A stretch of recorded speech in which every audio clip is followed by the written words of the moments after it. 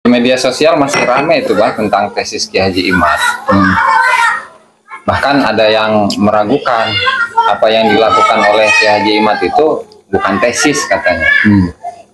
Lalu sebenarnya apakah tesis Kiai Haji Imad itu memenuhi kriteria untuk disebut sebagai tesis ilmiah gitu Pak? Menurut pandangan apa gimana? Sesuatu bisa dikatakan tesis atau tidak tergantung ada tidaknya syarat penelitian. Kalau ada syarat penelitian, ada metode penelitiannya, dan ada jenis penelitiannya. Kalau itu punya syarat penelitiannya ada, metode penelitiannya ada, jenis penelitiannya ada, itu bisa dikatakan tesis. Nah, kalau tidak ada ya tidak. Ini Haji Imad ini ada nggak syarat penelitian? Karena syarat penelitian kan itu tiga syarat penelitian. Supaya bisa dikatakan tesis, yaitu yang pertama sistematis. Itu dengan cara mengumpulkan pola-pola yang sangat sederhana, dari yang sederhana sampai pada yang paling berkompeten, berkualitas. Nah, kemudian yang kedua harus terencana. Jadi diawali dengan perencanaan pola dan sebagainya. Yang ketiga harus merupakan konsep ilmiah. Itu syarat penelitian. Ada nggak di dalam tesis Haji Imad seperti itu? Syarat penelitian tadi sistematis, terencana, dan merupakan konsep ilmiah. Nah, ada tiga. Kemudian di dalam tesis penelitian Haji Imad itu ada nggak metode penelitian? Haji Imad memakai metode apa penelitiannya? Kan metode ini ada tiga, yaitu dengan kualitatif, ada metode kuantitatif, dan ada metode campuran. Metode campuran ini metode campuran antara kualitatif dan kuantitatif. Ada enggak? Kemudian di tesis ilmiah Haji Imad itu masuk ke jenis apa? Kan jenis penelitiannya ada 6 ya. Ada 6. Di antaranya itu jenis penelitian historis atau jenis penelitian campuran atau jenis penelitian evaluasi. Kalau menurut Pak Bama, ini Haji Imad sudah mencukupi syarat sebagai disebut tesis, karena syarat penelitian ada, yaitu sistematis. Apa sistematis? Sistematis itu sudah tercakup dalam kitab-kitab yang jadi referensi Haji Imad. Semua kitab kan sistematis. Nah, kitab ulama-ulama yang kitab yang awal, karangan Fahrul Razi dan sebagainya, itu semua sistematis. Dan semua pengarang kitab itu pasti terencana. Ada di situ di kitab-kitab. Kemudian setiap kitab nasab itu yang ditulis oleh ulama nasab pasti merupakan konsep ilmiah. Pasti semua kitab itu. Apalagi dibuatnya, dikarangnya sekitar abad 4.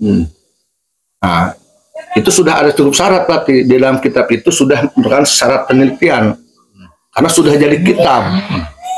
Artinya Haji Imad tidak perlu lagi datang ke Yaman, ke Irak, menemui Balawi dan sebagainya. Gak usah. Karena sudah ada di kitab. Nggak mungkin ulama membuat kitab nasab tanpa beliau observasi turun ke daerah. Nggak mungkin. Nah, jadi kitab yang sudah dirangkai oleh ulama tadi, kitab yang ada di abad 4, 5, 6, sampai 7, 8, 9 pun itu semuanya sudah ulama yang meneliti, yang observasi ke lapangan, menemui kalau bangunan sejarahnya diteliti, kalau harus ada tokoh yang harus ditelitinya, dia datangi belaganya, itu ulama kan kayak gitu, dan itu terangkai jadi sebuah kitab. Jadi sudah cukup syarat untuk penelitian Haji Imad sudah. berupa apa? Itu terwakili dalam kitab nasab. Beliau banyak kitab nasab. Yang kedua, metode yang dipakai. Nah, tinggal Haji Imad ini kita lihat aja penelitiannya berupa apa. Kita bisa lihat dari karangan beliau dalam tesis itu, bisa terlihat apakah metodenya penelitiannya kualitatif, kuantitatif, atau campuran. Kalau menurut Abah ini penelitian Haji Imad ini campuran, metode campuran. Jadi artinya gini, Haji Imad disebut penelitian kuantitatif, ini mencari yang terbanyak dalam satu tokoh. Contoh, Imam Ubaidillah, apakah ditulis dalam kitab nasab banyak tertulis nama Imam Ubaidillah bin Ahmad Muhajir, ada tidak di kitab itu? Dari semua kitab-kitab itu kan namanya kualitatif, ya. Kemudian dari sisi kuantitatif, apakah Imam Ubaidillah ini yang katanya anak Said Ahmad Muhajir, dari sisi kuantitatif merupakan tokoh besar atau bukan? Imam disebut ya, imam atau kalau imam kan tokoh besar di sisi kuantitatif. Lalu Haji Imad akan meneliti apakah di kitab lain juga mengatakan Imam Ubaidillah imam atau bukan. Nah, sisi kuantitatif sepertinya Haji Imad ini memadukan itu antara kualitatif dan kuantitatif. Maka Abah bisa menyimpulkan tesis ilmiah Haji Imad ini adalah jenis penelitian perpaduan antara kualitatif dan kuantitatif, ya, penelitian campuran. Nah, kemudian tinggal kita melihat jenis penelitian yang tadi kan metode penelitian ya, yang tadi ya. Jenisnya apa nih tesis Haji Imad ini? Jenisnya apakah jenis penelitian historis hanya untuk mengungkap sejarah, atau sifatnya yang mencari alternatif keputusan atau isbat? Jadi itu sebutnya dalam teori tesis ilmiah terkenal di dunia akademisi, para ilmuwan disebutnya itu tesis jenis penelitian yang sifatnya evaluasi. Jadi Haji Imad ini condong lebih kalau menurut Abah itu disebutnya tesis penelitian evaluasi.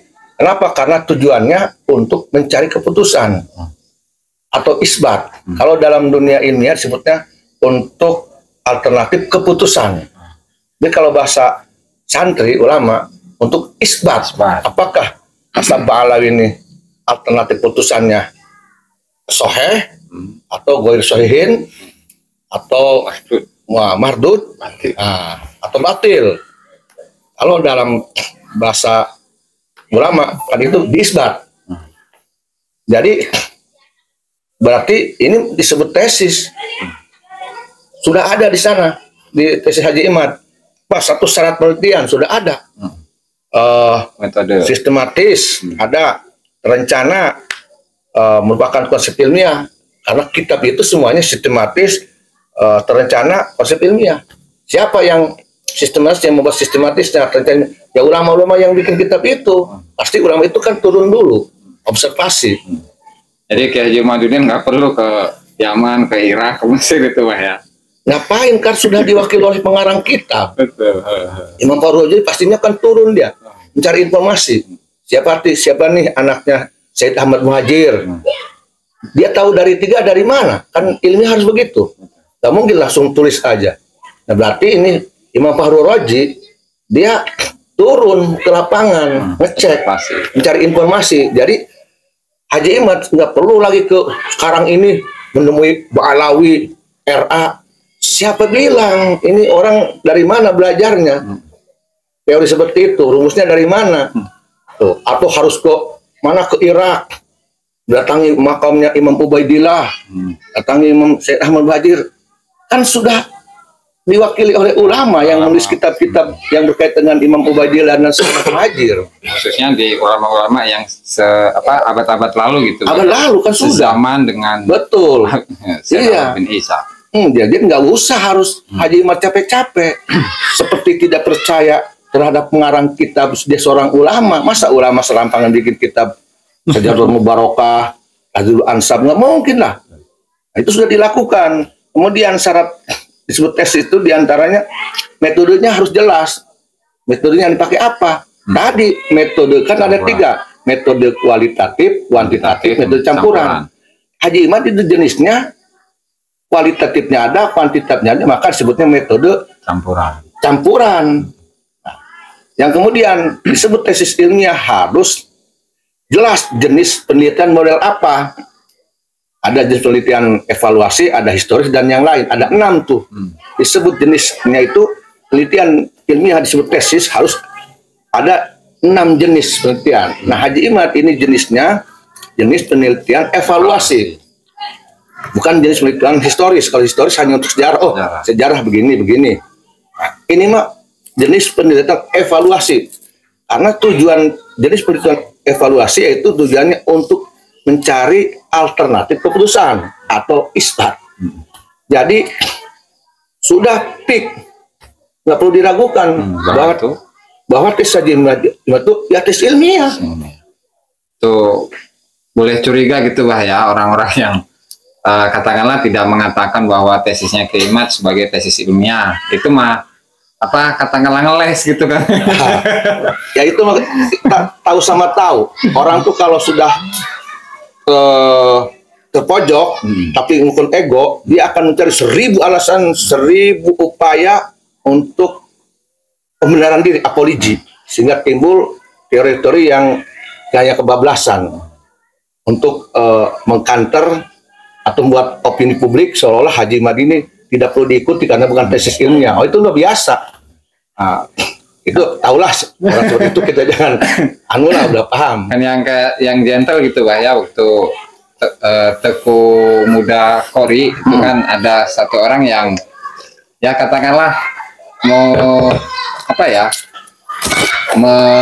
meragukan atau ingin meneliti nasabnya Teku Muda Kori oleh orang tersebut. Nah, Teku Muda Kori ini, ayo siap kapan kita diskusi? Kan harusnya begitu bah ya. Iya. Iya. Jadi lagian gini lagi, kalau memang mereka mengklaim tesis Haji Imad bukan tesis, silakan mereka memberi judul apa ke tesis Haji Imad, sekarang DWK. Oh, ini bukan tesis, oke, jenis apa? Nah, tulisan artikel. Jawab lagi dong dengan artikel lagi kalau begitu, untuk mematahkan artikelnya Haji Imad. Jadi jangan persoalkan kalau itu, kalau memang untuk mencari kebenaran. Tapi kalau hanya untuk dapat muncul orang bantat supaya menang berdebat, atau putar-putar begitu. Jadi gitu. Jadi apa pengen ketawa itu orang. Ya oke lah, dia tidak setuju bahwa ini dikatakan tesis, boleh. Juduli oleh Sira, oleh kamu, oleh engkau. Oh ini apa namanya? Artikel. Ya bikin lagi kamu artikel yang bisa mematahkan artikelnya Haji Imad. Begitu dong, mas pusing-pusing bikin repot-repot. Ini yang bikin polemik yang kayak gitu. Kuliah kagak, tahu juga syarat ilmiah juga tidak. Dengar dari orang bisik-bisik, itu kan Haji Imad ngomong di YouTube kayak orang pinter. Kuliah jangan jangan S3, S1 juga enggak. Nah, ini yang ditanyakan ini. Ini yang halusinasi nih. Halusinasi yang membohongi publik mengatasnamakan analisa ini. Dia bicara halusinasi, tetapi dia membuat halusinasi dalam teori ilmiah, tidak sesuai dengan metode kajian akademisi. Yang tadi disebut tesis itu kan harus ada tadi. Satu, ada syarat penelitian. Dia tahu nggak syarat penelitian ada berapa? Kedua, dia harus tahu metode penelitian ada berapa. Dan dia harus tahu jenis penelitian ada berapa. Nah, itu kan diketahui semua pakar-pakar akademisi. Kalau dia belum tahu itu, dia belum kuliah, dia bisa mengatakan dari mana itu. Ngelesologi kata. Iya. Kalau kita tanya, kamu tahu nggak jenis penelitian Haji Imad itu jenis penelitian apa? Bisa nggak dia jawab secara ilmiah dalam bahasa ilmiah? Dia nggak bakal bisa itu. Kecuali dia kuliah atau S2, S3, baru dia tahu ini jenis penelitian ilmiah evaluasi.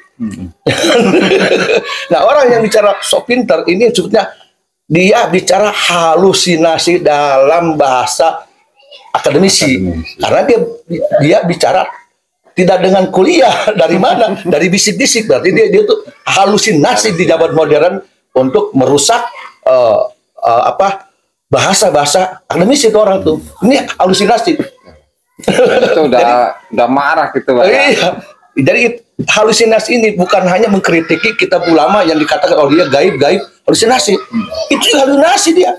Ketika dia mengatakan penelitian, dia katakan tidak. Tapi dia tidak berdasarkan kuliah, tidak duduk di kuliah, maaf nih. Bisik-bisik orang, ini dia terkena halusinasi. Sama aja itu. Terus ini halusinasi itu. Iya, mencoreng dunia akademisi. Nggak boleh itu orang itu sok tahu tuh. Ya, terus kemudian itu, Pak, kan jika nasabah Allah itu kan yang disebutkan gitu, Pak, ya, itu ada mereka itu bersambung kepada Imam Ubaidillah. Yang namanya imam otomatis dia itu dari sisi keilmuan, popularitas dan seterusnya itu pasti dikenal oleh semua orang itu, Pak, ya. Nah, kemudian Syed Ahmad Al-Muhajir ini apakah benar-benar secara fakta bahwa Imam Ahmad Al-Muhajir itu memiliki putra yang namanya Ubaidillah? Nah, cuman pertanyaannya adalah dilihat dari sisi rumus logika, Pak. Jadi apakah masuk akal Imam Ubaidillah ini merupakan putra dari Imam Ahmad bin Isa? Ini imam gitu loh, Pak. Sementara ketika ditelusuri kitab-kitab nasab dari abad ke-3 Hijriah, 3, 4 sampai abad ke-9 baru ditemukan gitu, Pak. Jadi menurut Abah bagaimana itu? Dilihat dari sudut pandang rumus logika. Ya, ini kita dari sisi logika ya. Rumus akal yang bisa diterima oleh akal, logika maksud di akal. Ini loh. Kita lihat sosok utama siapa? Syed Ahmad Muhajir. Di abad berapa? 4. Abad 3 sampai 4. Abad 3-4. Di abad 3-4 seorang sosok Syed Ahmad Muhajir, Zuriat Rasulullah Muhammad SAW, seorang tokoh yang dikenal, bangsawan, ya. Kalau nggak salah Syed Ahmad ini orang kaya. Ini orang terkenal di abad 3-4 di daerah setempat, di mana di Yaman. Kemudian beliau punya anak bernama Ubaidillah, seperti yang diklaim oleh Ba'alawi, dan punya kualitas keilmuan bukan ulama biasa, imam. Secara logika kan apa? Seorang imam di abad 3-4 banyak kan Imam Ubaidillah, Imam Ahmad Muhajir 3-4 kan nggak pasti anaknya di abad itu juga kan? Betul. Ya kan di abad itu juga, berarti Imam Ubaidillah hidup di abad itu. Imam bapaknya seorang sayyid, Zuriat Rasul, Ashraf, terkenal. Anaknya imam, berarti semua orang Yaman imam loh. Dikenalnya nggak bakal sekecamatan imam. Mancanegara, internasional. Iya, se-Yaman itu. Ya berarti Imam Ubaidillah secara logika harus dikenal oleh seluruh ulama di zaman itu, di zaman hidupnya. Siapa yang hidup? Ulama nasab yang hidup di zaman Imam Ubaidillah. Nah, kalau nggak salah itu Syed Al-Ubaidili. Imam Ubaidili. Ya kan Imam Ubaidili. Berarti kan Imam Ubaidili dan yang lain ini ketika dia membuat kitab nasab harus dong istilahnya penyebutan nama aja gitu, menunjukkan Pak, ya? Nama Imam Ubaidillah harus ada. Imam Ubaidillah kan ahli nasab kan. Nah, tentu ketika dia akan membahas tentang Syed Ahmad Muhajir punya anak berapa, harus ada di kitab Imam Ubaidillah menuliskan nama Imam Ubaidillah. Kan semasa itu. Bukan? Ada tidak di situ menurut Mustajis? Kalau di kitabnya nggak ada, Pak. Nggak ada. Oke, itu abad 5. Sekarang oke lah, katakanlah lupa atau apa umpamanya, kan nggak ada dalam ilmiah, nggak ada lupa. Nggak ada. Ini kita bicara ilmiah ya, nggak boleh ada lupa. Oke, karena ada sesuatu hal. Kita ke abad 6. Siapa pengarang abad 6? Imam Fahru Razi, Pak. Imam Fahru Razi itu, ya kan? Imam abad 6 masa tidak mendengar di abad 5 ada seorang Imam Ubaidillah. Logikanya harus mendengar.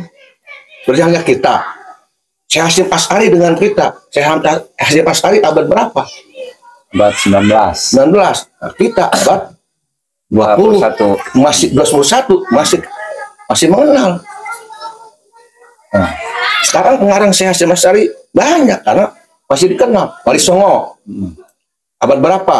Abad 15. Abad 15. Ini abad berapa? Abad 21. Masih dikenal. Putra-putranya pun dikenal. Masih ya. dikenal. Imam Ubaidillah abad 4, abad 5. Fahru Razi, Imam Fahru Razi abad 6. Kan itu 2 abad, Pak. 2 abad. Wali Songo aja masih kita kenal. Secara logika Imam Fahru Razi harus menuliskan nama Imam Ubaidillah di kitabnya. Sementara nama Ubaidillah itu sendiri atau Abdullah ya tidak tercantum di dalam kitabnya Imam Fahru Razi gitu. Iya. Pak. Dan di situ membatasi 3 gitu kan, Pak. Nggak ada tambahan lagi. Nah, di sini ini bicara logika. Tidak masuk akal seorang imam besar, Imam Ubaidillah yang hidup di abad antara 4 dan 5 tidak tercantum dalam kitab Imam Fahru Razi. Hanya 3. Apakah tidak mengenal gitu Imam Fahru Razi? Imam loh, Imam Ubaidillah imam. Kalau bukan imam siapa? Kita masuk logika tidak termaktub umpamanya.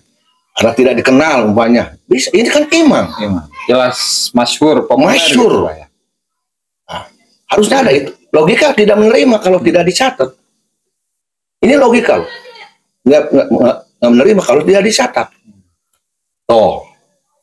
Kemudian kitab abad ke-7 masih tidak ada. Masih nggak ada. Ya karena abad juga kan sama mengkaji, mencari kitab-kitab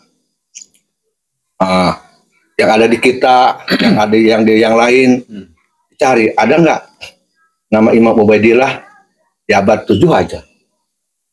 Sementara ini yang Abah simak nggak ada. Nah, kemudian secara logika juga dalam perubahan nama. Katanya namanya Imam Ubaidillah. Ba'alawi selalu dalam nasabnya, Abah lihat tuh, mereka tuh Al-Habib anu, itu selalu Ubaidillah. Imam Ubaidillah. Ubaidillah tuh satara, bukan Ubaid. Ya kan? Bukan Abdullah. Ya kan? Sekarang nih para Habib pasti kesannya Ubaidillah. Masa mereka Ubaidillah. Ada yang orang yang tidak setuju dengan tesis Haji Imad mengatakan bahwa seolah Imam Ubaidillah ini Abdullah. Ditaskir Abdullah jadi Ubaidillah. Kemudian berubah jadi Ubaid. Ya kan? Begitu kan? Abdullah ditaskir karena ketawaduan jadi Ubaidillah. Kemudian merasa nggak pantas lagi jadi Ubaid. Oke. Ini logika loh. Dan ilmiah. Maka kalau mereka bicara harus logika dan ilmiah, setiap perubahan dalam sebuah informasi itu harus jelas kenapa sebabnya rubah dan siapa yang berubah dan alasan berubah kenapa. Berapa tahun perubahan antara Abdullah menjadi Ubaidillah? Berapa tahun? Perubahan dari Ubaidillah ke Ubaid pun berapa tahun? Tuh. Dirubah oleh siapa? Kenapa? Di mana? Itu penelitian ilmiah. Dalam penelitian ilmiah nggak boleh ada yang abu-abu. Semua harus jelas. Karena untuk tindakan penelitian alternatif keputusan isbat. Jadi kalau tidak ada yang mampu menjawab secara ilmiah, secara fakta, kenapa berubahnya nama Abdullah menjadi Ubaidillah, sebabnya apa? Berapa tahun perubahannya dari Abdullah ke Ubaidillah? Dari Ubaidillah ke Ubaid berapa tahun? Nah, dirubah oleh siapa? Kenapa? Kalau bisa di mana? Tahun berapa? Kalau nggak ada itu, ini bisa dikatakan tokoh fiktif loh. Dalam sisi logika. Kan kalau tidak salah itu bah yang menyimpulkan atau memberikan alasan perubahan dari nama Abdullah menjadi Ubaidillah menjadi Ubaid itu Syekh Ali bin Abu Bakar As-Sakron bah di kitab Al-Burqatul Musyiqah itu. Dan beralasan seperti tadi ketawaduan dan tidak pantas sehingga dari nama Abdullah menjadi Ubaid. Cuman beliau itu mengacunya referensinya itu kepada kitab As-Suluk karya Imam Al-Janadi. Dan itu pun di kitab As-Suluk itu tidak membahas tentang tokoh dari Ba'lawi, tapi tokoh dari Bani Jadid gitu Pak. Jadi kata beliau, alladzi fahimtu mimma taqaddama, yang saya pahami dari pengutipan yang sebelumnya, bahwasanya keluarga kita dari turun menurun itu menggunakan nama Ubaid. Keluarga kita dari turun menurun menggunakan nama Ubaid. Kata Syekh Ali bin Abu Bakar As-Sakron. Betul.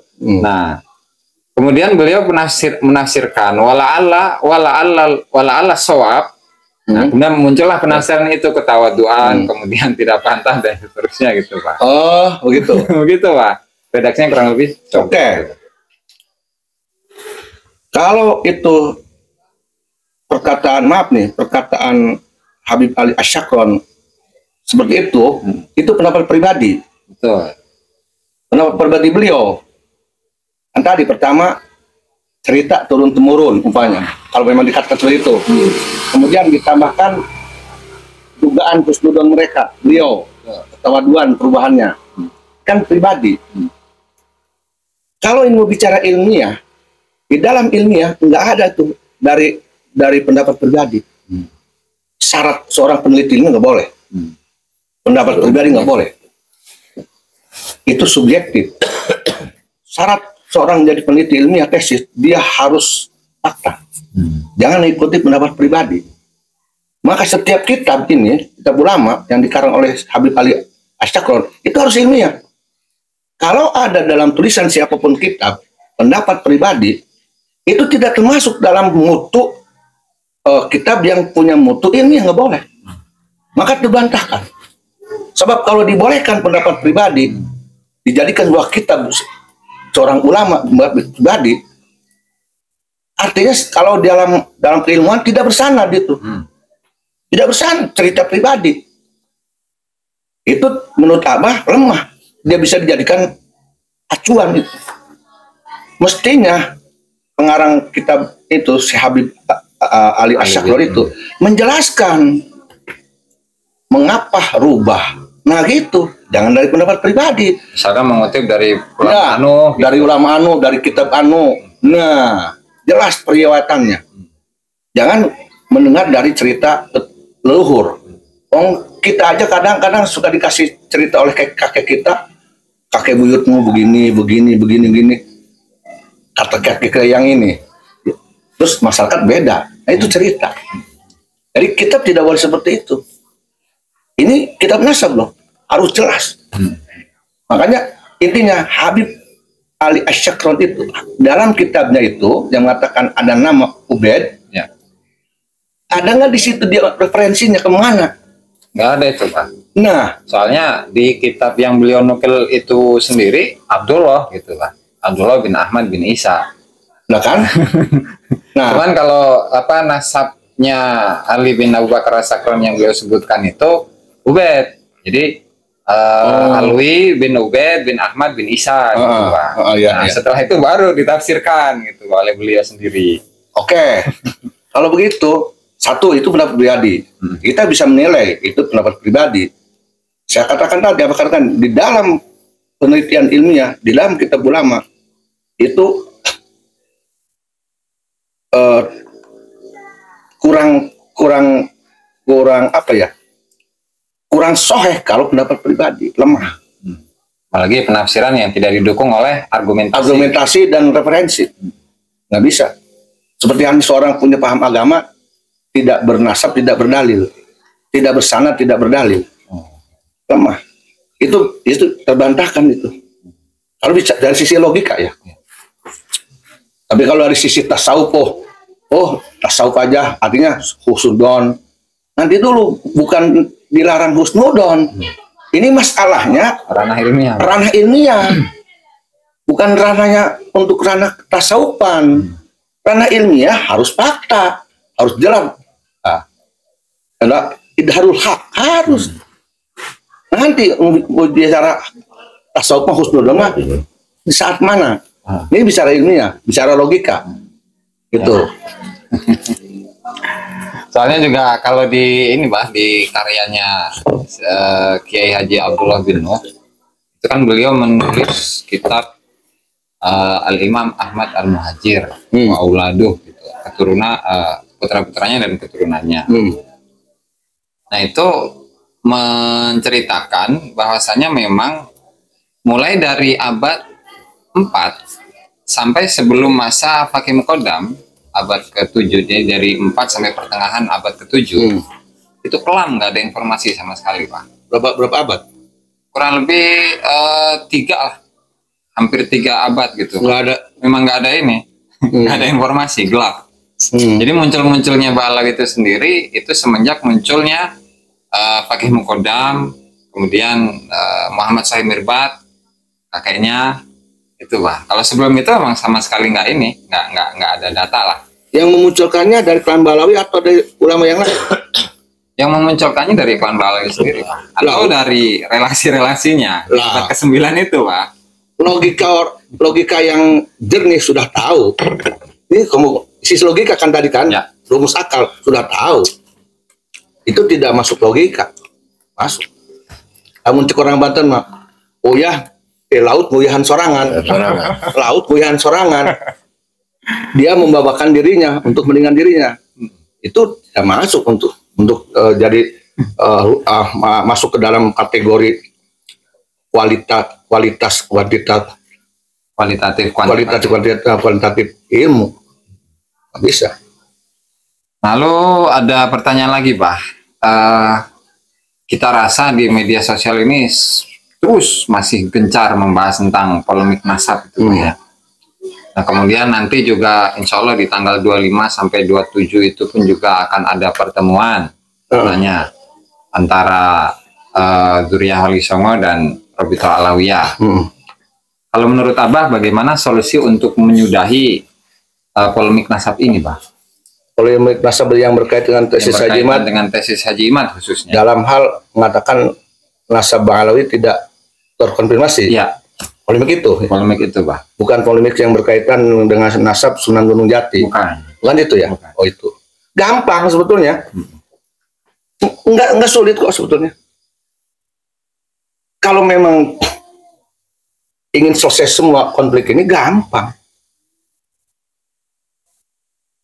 Asal yang terlibat dalam konflik ini, ya artinya dari Dzurriyyah Wali Songo, dalam hal ini tentunya Haji Imad, dan dari Ba'alawi, tentunya ini RA, khususnya RA, punya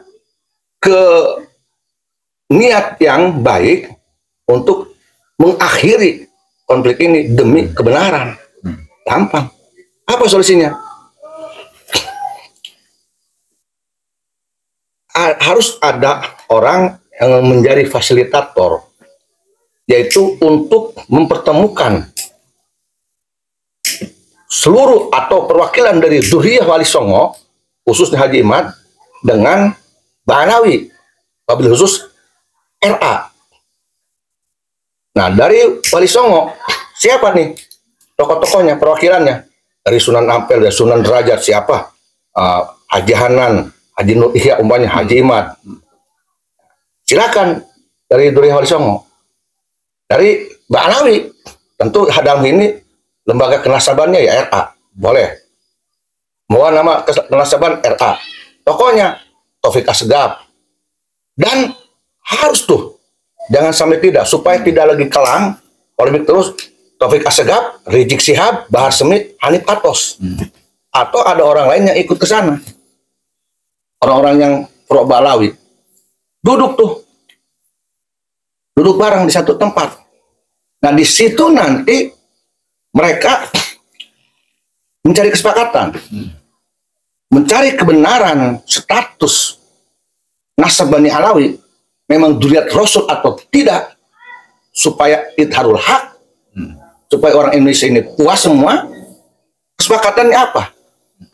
Apa dengan bentuk fakta kitab, penguatan kitab mana yang paling kuat hujahnya, kitabnya, atau manuskrip, sekunder, primer, selesai. Silakan di situ dirumuskan dulu, disepakati dulu. Kitab apa yang jadi acuannya? Tentunya pastinya mah dari kitab awal, dari kitab yang dikarang di abad 34 ya, dibawa. Tuh, Mbak Alawi ini punya nggak kitab abad 4, abad 3, yang di situ tertulis nama Ubaidillah? Ada nggak? Tuh, Haji Imad ada nggak? Di Haji Imad ternyata banyak tidak ada Imam Ubaidillah. Di kitab-kitab abad 3, 4, 5, 6, 7, 8 nggak ada. Oh, Mbak Alawi ada. Dicek oleh filologi, benar ini. Memang kitab abad 3, 4, 5, 6. Kertasnya beda, filologi kan begitu. Ya. Nah, berarti terbantahkan Haji Imad. Pertanyaannya, mau tidak tuh Taufik Assegaf, Bahar Smith, Hanif Patos, ya kan, Rizik Syihab, mau tidak duduk bareng Duriyat Wali Songo di satu forum dengan benar-benar idharul haq, amar ma'ruf nahi mungkar, dan memberikan terang benderang bukan hanya ke Balawi, karena mereka kan matahari sudah terang benderang. Nah, masa harus kita dilihat? Tolong tuh matahari terang benderang juga kami nih. Siapa engkau sesungguhnya? Duriyat Tosal atau kagak? Bukan, kan gitu. Maka tampilkan di situ action di forum itu. Ya kan? Semudah itu aslinya, Pak ya. Mudah kok. Kalau Duriyat Wali Songo 1000 yakin siap. Abah sudah koordinasi kok. Sudah koordinasi dengan tokoh-tokoh perwakilan Wali Songo semuanya. Siap. Siap bertemu siap. Yuk. Dengan RA siap. Tinggal RA-nya Taufik Assegaf, Rizik Syihab, Bahar Smith, nanti Aptos. Mau kagak? Bawa kitabnya. Kalau bisa kitab yang dikarang oleh ulama abad 3, abad 4, abad 5, abad 6, abad 7 yang di situ ada nama Ubaidillah atau nama Ubaid atau Abdullah. Mana manuskripnya? Selesai. Selesai. Selesai, nggak ada. Kenapa sulit? Karena Abah sering ngobrolkan dengan para tokoh perwakilan Wali Songo, mereka semua siap bahwa kitabnya ada. Ya itu aja. Ini sudah terjawab. Nggak usah pusing-pusing. Jadi, ya. Tapi jujur aja apa? Sanksi. Kenapa sanksi itu?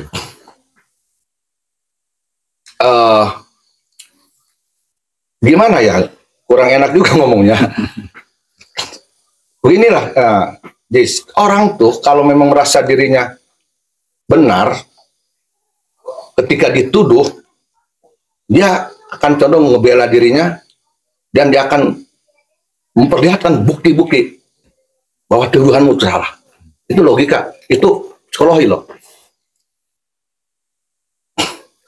Jadi artinya ini yang Bani Alawi ini, para Habib,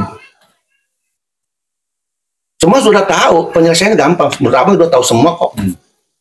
Mau mereka datang berkumpul dengan Duriyat Wali Songo yang sudah siap nih, Duriyat Wali Songo bertemu dengan mereka dengan kesepakatan apa yang mereka sukai, yang disepakati antara kedua belah pihak. Dengan itu aja mau tidak. Nah itu ada yang memfasilitasi tempatnya di mana, kapan, kesepakatan seperti apa dalam pembahasan itu. Judulnya silakan debat ilmiah kek, silaturahmi antara Duriyat Wali Songo dengan Bani Alawi, atau temu apa kek, temu kangen kek, ngopi bareng kek, bedah nasab. Kalau bisa sekalian supaya tegas, bedah nasab, bedah ilmiah nasab Bani Alawi, dan sekaligus isbat. Kalau Abah mah pengennya gitu. Jadi pertemuan itu isbat. Jadi nggak abu-abu. Nggak abu-abu. pertemuan antara Duriat Wali Songo dengan era dengan Mbak Alawi, pertemuan bedah ilmiah nasab Mbak Alawi dan isbatnya di situ ditentukan, dijawab apakah memang Mbak Alawi itu Duriat Tosul atau tidak. Jadi tidak membuat kita ini ragu-ragu. Ragu kurang bagus, ya kan?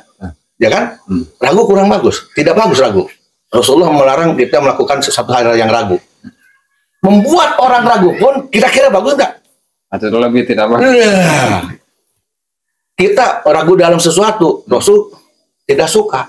Jangan ragu. Dak, mayuribu. Kan gitu.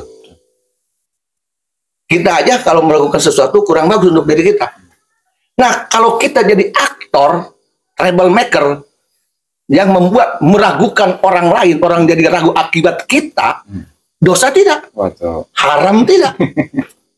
Tidak pantas.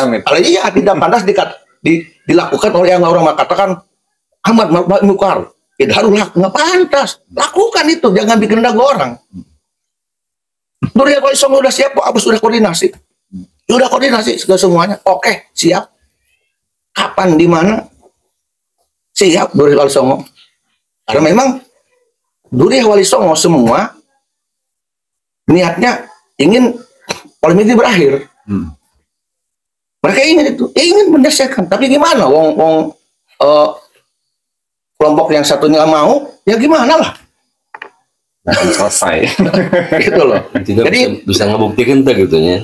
Iya, intinya mah kalau benar buktikan. Ayo, mana ada tamu? Itu sebetulnya enteng. Saya. Itu Jis. Ya Pak. Terima kasih Pak atas jawabannya Pak.